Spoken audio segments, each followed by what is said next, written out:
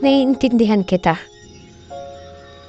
Alam kong nilalaban mo ang relasyon na madalas mong di maintindihan. Natututunan mo na lang lumayo kahit may bagay na kailangan ng kapaliwanagan. Mahirap, pero kailangan mo ilaban, di ba? Ito yung pinili mo relasyon at karelasyon. At sa pag-iisa, sinasarili at tinatanong mo ang sarili mo sa sitwasyon na iyong napasukan. Tama pa ba? Kaya ko pa ba?